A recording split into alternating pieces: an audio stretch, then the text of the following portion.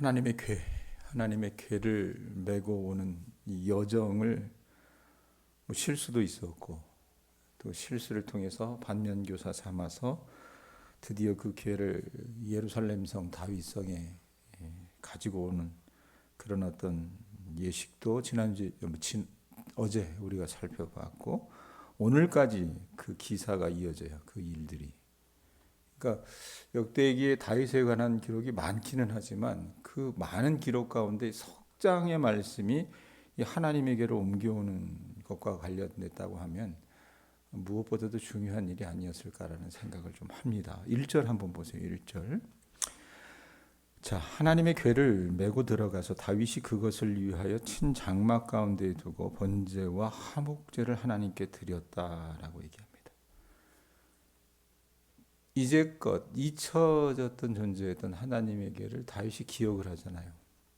그래서 그걸 가드 사람 오베데돔의 집에서 3개월 동안 머물러 있었던 것을 그 하나님의 궤를 레위 사람들의 주관하에 제사장들이 예루살렘 성에 말씀에 있는 것처럼 뭐라고 얘기를 해요? 메고 들어가서 어디에 뒀다고 얘기합니까? 누가? 다윗이 그것을 위하여 친 장막 가운데란 편이죠. 그 3개월 동안 반성도 하고 하나님의 궤를 제대로 모셔와야 되겠다라고 생각을 해서 친 장막, 여호와의 궤를 위해서 장막을 치고 있었어요. 그래서 예루살렘의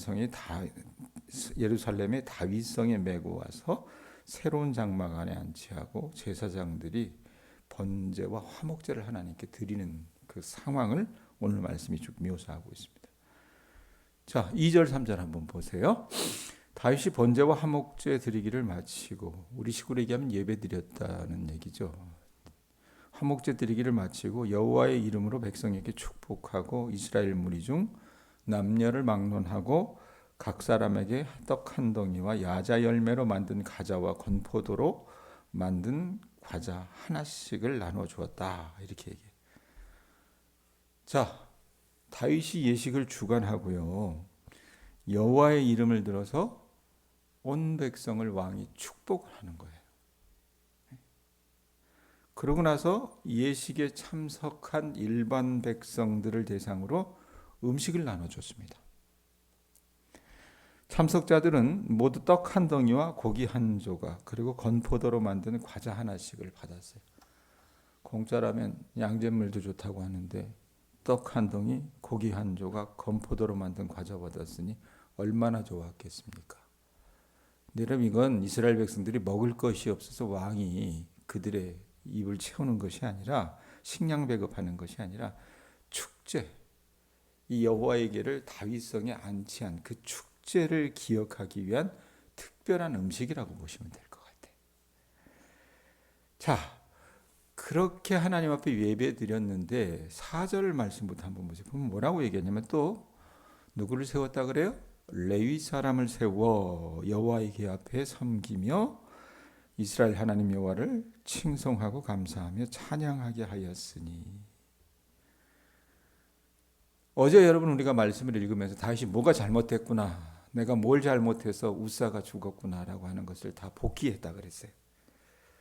그래서 하나님에게를 어깨에 메고 오지 않았을 뿐만 아니라 또 하나, 그 일을 주관해야 될 사람들이 백성의 관원이나 장로들이 아니라 레위 사람들이 그 일을 주관할 수 있게끔 했다 그랬거든요. 그래서 레위 사람을 세워서 그 여호와의 궤를 이송했을 뿐만 아니라 이 레위 사람들이 여러분 본래 했던 일이 뭡니까?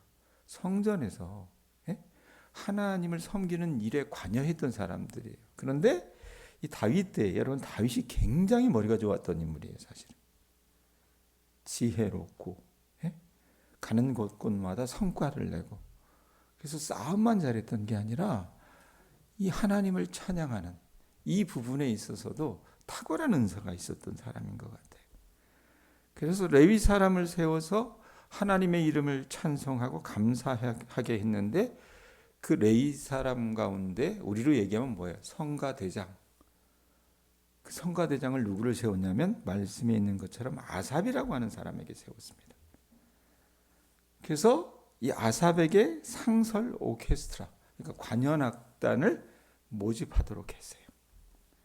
그 언약궤 앞에서 나팔을 부는 책임을 이 레위 사람들, 이 제사장들이 했으며 다윗은 아삽에게 그러면 그렇게 하나님을 찬송하는 그 음악을 울리고 풍악을 울리고 이럴 때 어떻게 해요?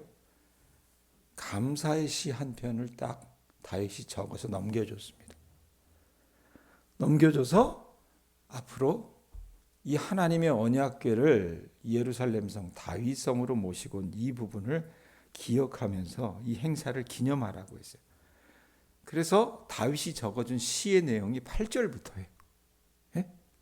한번 보세요. 뭐라고 얘기합니까? 8절에 보면 뭐라고 얘기해요? 너희는 여호와께 뭐하래요? 감사하며. 자, 펜을 갖고 계신 분들은 기억하시면서 줄을 거도 괜찮아요. 여호와께 먼저 뭐하래요? 감사하며 그의 이름을 불러 아뢰며 줄 쳐도 되고요. 그가 행하신 일을 만민 중에 알릴지어다까지 감사하며 이름을 불러 아뢰며 알릴지어다 이렇게 얘기해요. 자, 하나님께서 다윗을 통해서 이스라엘 백성들에게 명령하십니다. 뭐라고 얘기합니까? 감사하래요. 이름을 부르래요. 그 다음에 알릴지어다, 알게 하래요.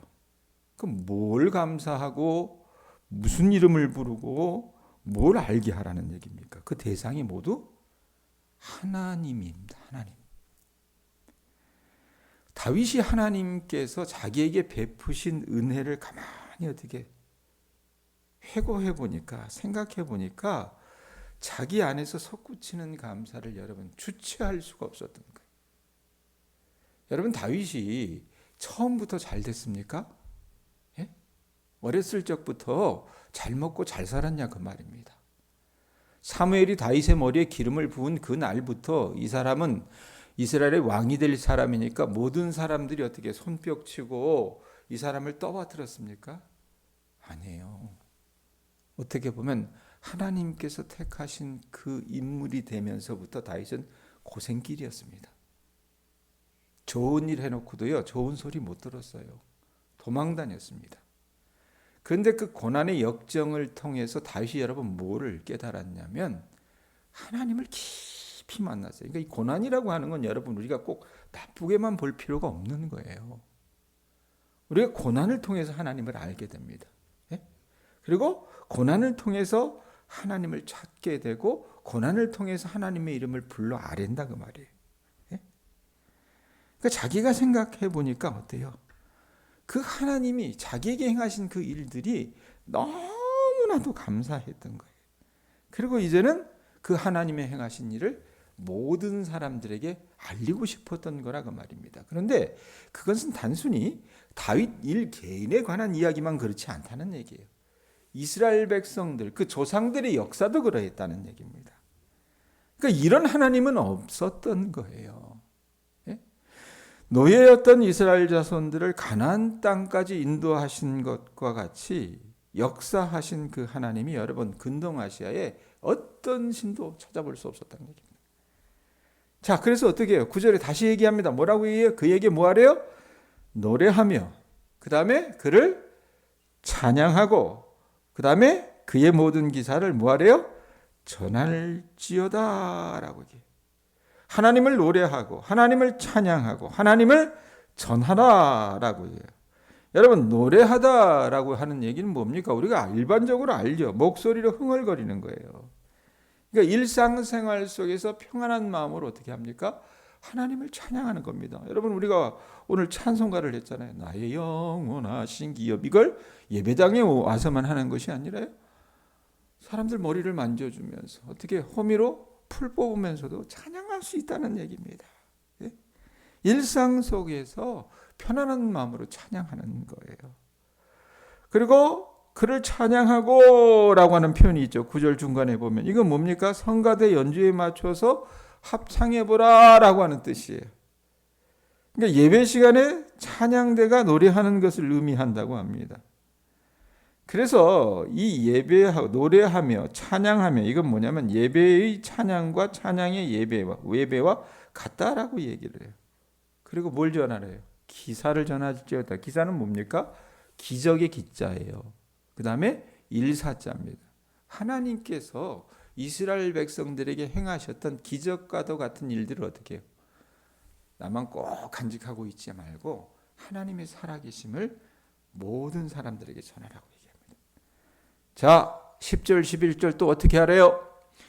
그의 성호를 자랑하라. 여호와를 구하는 자마다 마음이 즐거울지로다. 11절 여호와와 그의 능력을 구할지어다. 항상 그의 얼굴을 찾을지어다. 자, 성호를 자랑하라. 성호는 뭡니까? 거룩한 이름이란 뜻이에요. 거룩할 성자 부를 호자니까 하나님의 거룩하신 이름을 뭐하래요?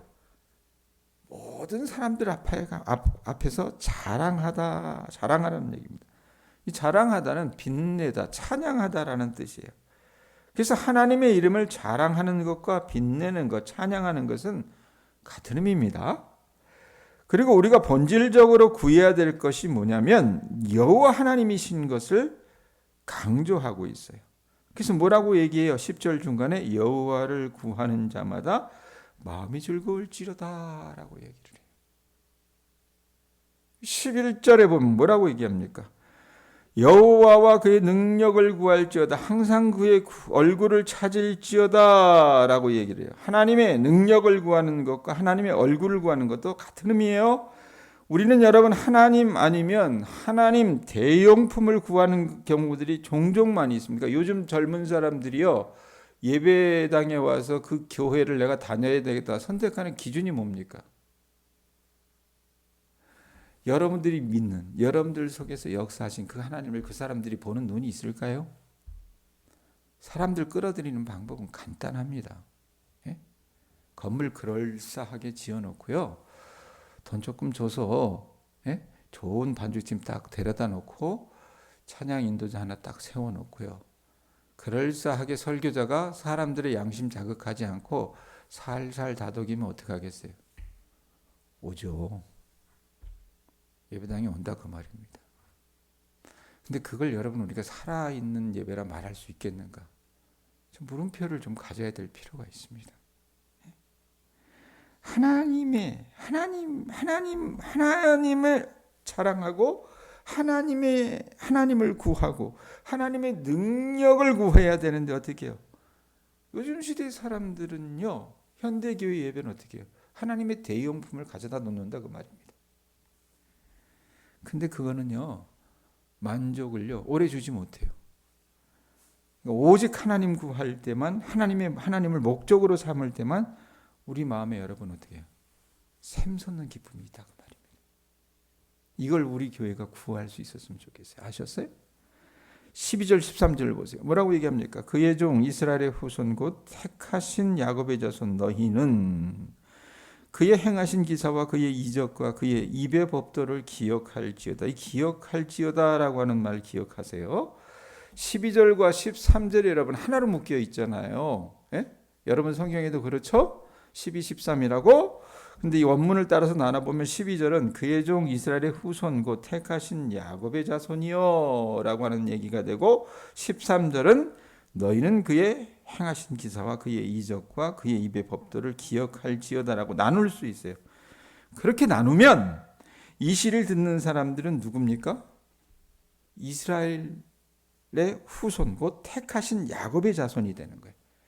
야곱의 자손 이스라엘이 하나님의 백성이 된 것과 여러분 그들이 선한 삶을 살았기 때문이거나 그들에게 자격이 주어졌기 때문에 어떻게 해요? 하나님께서 그들을 택하신 것이 아니었다 그 말입니다. 왜 하나님께서 그들을 택하신 거예요? 하나님의 일방적인 은총이에요. 그냥 좋대요. 우리 백권사님이, 남현숙 권사님이 하나님이 그냥 좋대요. 그래서 택하신 거라 그 말입니다. 네? 그래서 이 이스라엘이 특별히 기억해야 됐던 것은 뭐냐면 하나님께서 그들 가운데 행하신 기적이 있잖아요. 기이한 일들. 하나님의 이적, 하나님의 법도를 기억할 필요가 있었다는 얘기입니다. 여러분 이스라엘 백성들은 세계 어느 민족과는 대별되는 여러분 자기만의 역사가 있었어요. 자기만의 이야기가 있었습니다. 별 볼 일 없는 그들을 하나님이 택하셔서 어떻게 하셨어요? 출애굽에 여러분 귀한 기억들을 주어주셨잖아요. 이런 기적적인 은총과 바른 판단의 은총을 베풀지 않으셨으면 여러분 이 사람들 어떻게 해요? 잊혀지고 마는 그런 민족이 됐을 거라고 말입니다. 자, 또 얘기해요. 15절 보세요. 15절 너희는 뭐라고 얘기해요? 그의 언약 곧 천대에 명령하신 말씀을 기억할지어다 라고 얘기해요. 자, 한 세대가 여러분 몇 년이라고 얘기합니까? 한 세대가 30년이라고 얘기하잖아요. 그죠? 제가 올해 나이가 만으로 하면 53이에요. 그럼 우리 아이가 71년생이거든요. 원래 71년생이면 54시구나. 호적으로 하면 이제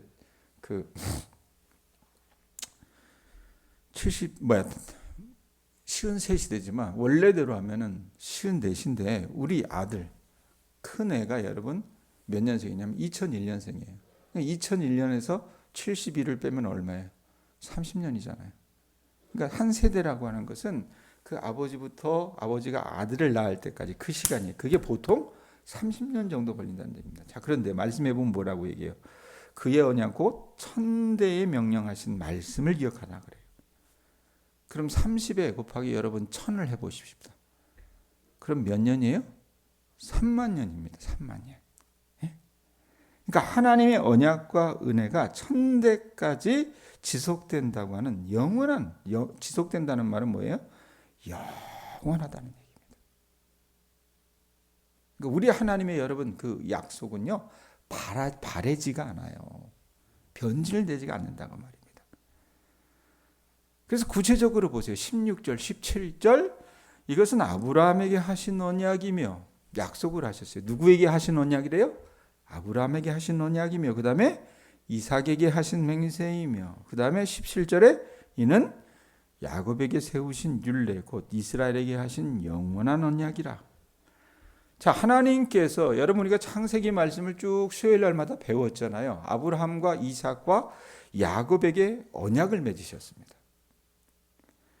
구약 성경에 종종 등장하는 말 중에 그래서 뭐라고 얘기합니까? 아브라함의 하나님, 이삭의 하나님, 야곱의 하나님 이렇게 말해요. 그런데 여러분 왜 우리가 요셉의 하나님이라고는 갖다 붙이지 않을까? 솔직하게 여러분 우리가 평가를 해보면 요셉이 이삭이나 야곱보다는 신앙적으로 인격적으로 훨씬 더 훌륭한 삶을 살았습니다. 그럼에도 여러분 왜 아브라함의 하나님, 이삭의 하나님, 야곱의 하나님이라 말씀하셨을까? 그들과만 언약을 맺으셨어요.